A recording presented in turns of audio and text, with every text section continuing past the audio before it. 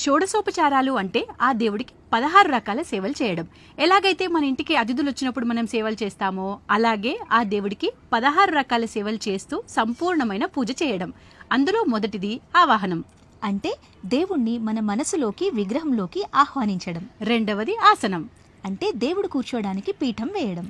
మూడవది పాద్యం, దేవుడికి కాలు కడుక్కోవడానికి నీళ్ళివ్వటం. నాలుగవది అర్ఘ్యం, దేవుడికి చేతులు కడుక్కోవడానికి నీళ్ళివ్వటం. ఐదవది ఆచమనం, అంటే దేవుడికి పానీయ జలం సమర్పించడం. ఆరవది అభిషేకం, దేవుడికి స్నానం చేయించడం. ఏడవది వస్త్రం, కట్టుకోవడానికి మంచి వస్త్రం సమర్పించడం. ఎనిమిదవది యజ్ఞోపవీతం, దేవుడికి జంధ్యం కాని ఆభరణాలు కాని సమర్పించడం. తొమ్మిదవది గంధం, దేవుడికి చందనం పూయటం. పదవది పుష్పం, పుష్పాలతో అలంకరించడం. 11వది ధూపం, అంటే దేవుడికి సాంబ్రాణి వేయడం. 12వది దీపం, దీపం వెలిగించడం. 13వది నైవేద్యం, ప్రసాదం సమర్పించడం. 14వది తాంబూలం, దేవుడికి తాంబూలం ఇవ్వటం. 15వది నీరాజనం, అంటే మంగళహారతి ఇవ్వటం.